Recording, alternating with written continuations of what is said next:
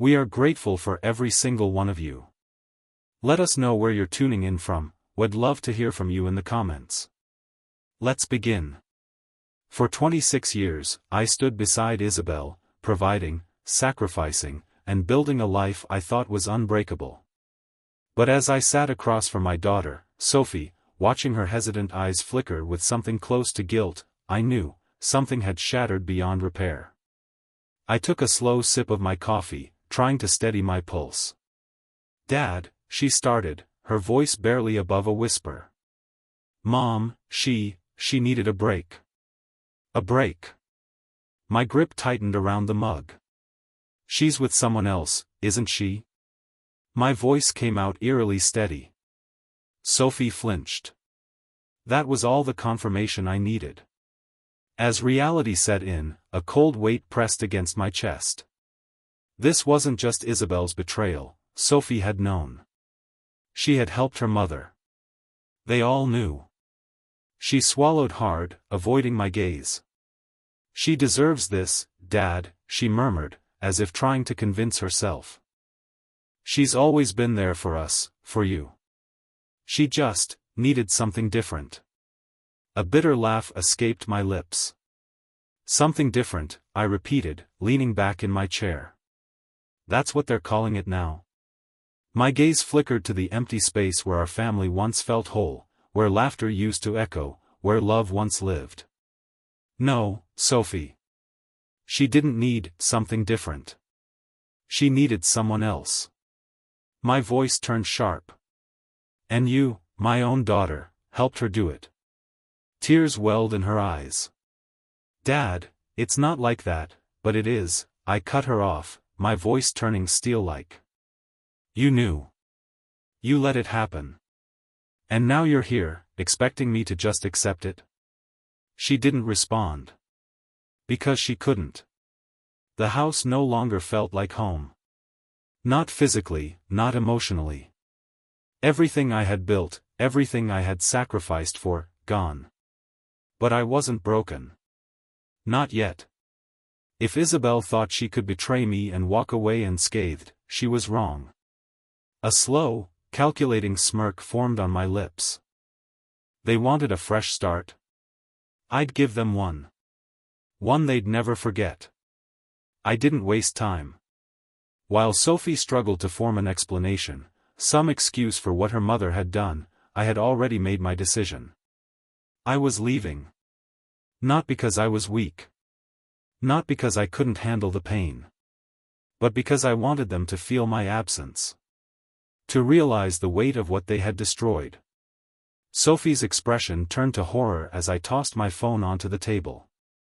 "You're canceling your phone," she whispered, barely able to breathe. "I won't need it where I'm going."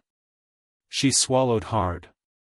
"Dad, please, don't do this." I met her gaze with cold resolve. "You and your mother already did it." I grabbed my suitcase. "I'm just returning the favor." And with that, I walked out. I didn't need a goodbye. They had already buried me. As I drove through the dimly lit streets of Chicago, the city I had spent decades building my life in, my mind replayed everything I had ignored. The sudden girls' trips. The locked phone. The whispers. The tension. The subtle shifts in Isabel's affection. It had all been there, hiding in plain sight. And the name that twisted the knife deeper? Nathan Carter. Sophie had let it slip without realizing. Nathan wasn't just any man. He was a married man. And that changed everything. Now, I wasn't just going to destroy Isabel. I was going to ruin Nathan Carter, too. I wasn't a man of impulsive anger. I was a strategist. I had built Whitmore Enterprises from the ground up, a real estate empire that dominated the market. I had power. I had resources. And now, I would use every ounce of it to make them pay. I pulled into Vincent's Corner, a quiet cafe I had visited countless times. Only this time, I wasn't here for a casual coffee. I was here to execute my first move. As I sat down, I noticed a familiar figure in the corner of the cafe, a woman, hunched over, gripping a cup of tea like it was the only thing keeping her upright. Her blonde hair was pulled into a loose ponytail, her makeup smudged. Her hands trembled. I knew who she was before she even looked up. Emma Carter. Nathan's wife. I wasn't the only one drowning in betrayal. And as her red-rimmed eyes finally met mine, I realized something. This wasn't just about revenge anymore. This was about justice. Emma Carter's gaze locked onto mine, filled with confusion, pain, and something else, understanding. She knew. Maybe not everything, but enough. I picked up my coffee, taking a slow sip. She hesitated for a moment, then stood and walked over to my table. Mind if I sit? Her voice was hoarse, like she had been crying for hours. I gestured to the seat across from me. For a long moment, we sat in silence. The hum of conversation filled the cafe, but in our corner, there was nothing but heavy, unspoken words hanging in the air. Finally, she broke it. I got an email, she said, voice barely above a whisper.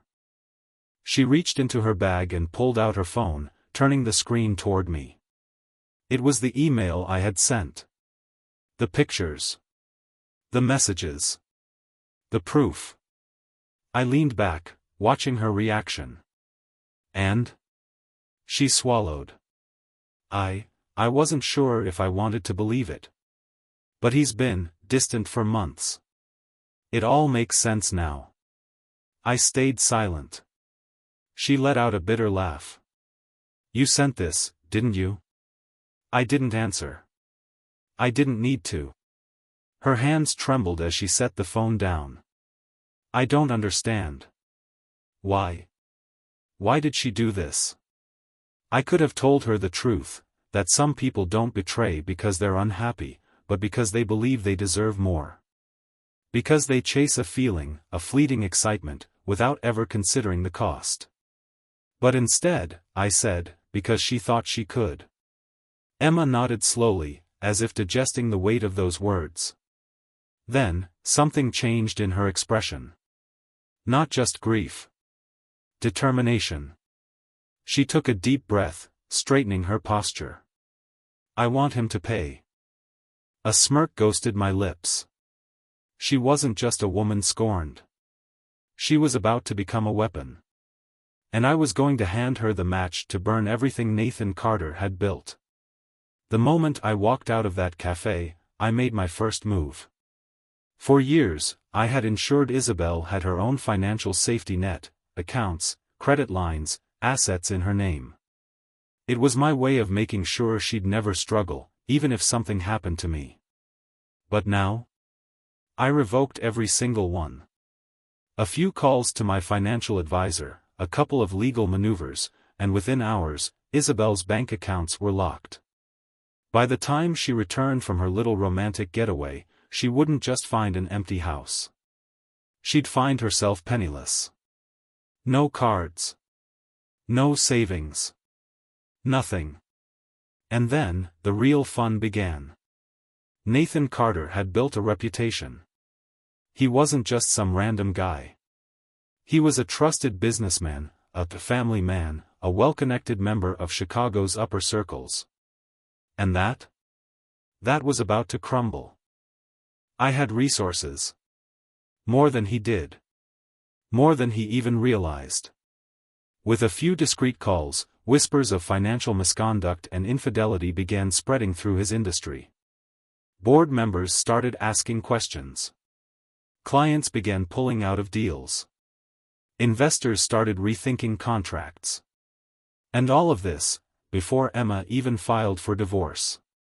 Because when she did, she took everything. The house. The cars. The business assets tied in her name. Nathan went from a high-profile entrepreneur to a man with no home, no money, and no future. And Isabel? She realized something chilling. She had bet her future on a sinking ship. And now? She was drowning with him. It started with small texts. "We need to talk." Then, more desperate. "Please, Daniel. I made a mistake." And finally, pathetic. "I love you. Please come home." I let her beg. Because she wasn't sorry she cheated. She was sorry she had lost everything. Isabel had built her identity around being my wife. Her comfort, her status, her security, all came from me. So I took it away. I filed for divorce. And when she fought for the house, she lost. When she fought for money, she lost. When she fought for me, she lost that too. Now, she had nothing left. And the best part? She did it to herself. Months passed. Chicago had moved on. But Isabel hadn't. She kept trying. Calling. Texting. Begging. But I ignored every single message. Because I had already moved on. I wasn't alone anymore. I had Eva. She wasn't a woman who needed rescuing. She wasn't someone who saw me as just a financial plan. She was strong. Loyal. Independent. And for the first time in years, I was happy. Patricia saw it. And the pain in her eyes? That was the real revenge. The last time I saw her, she looked like a ghost of her former self. Tired. Aged. Broken. "You really moved on," she whispered. "Yes," I said simply. A tear slid down her cheek. Was I really that easy to forget? I leaned in, my voice calm, cold. "You weren't easy to forget, Isabel. You were just easy to replace." And with that, I walked away.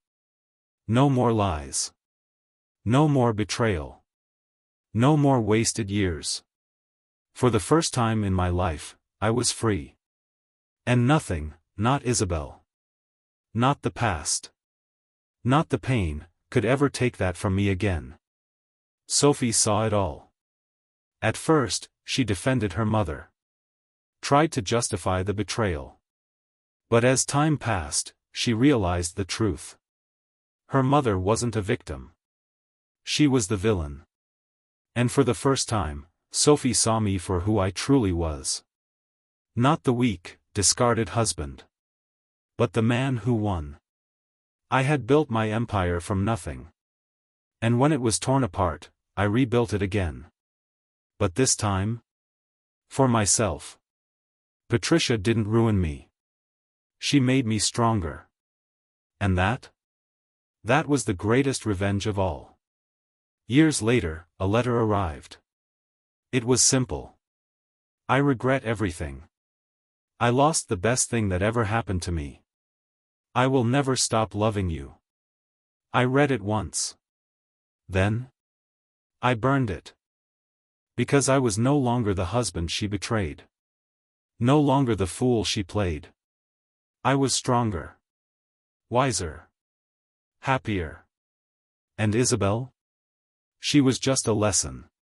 One I would never forget.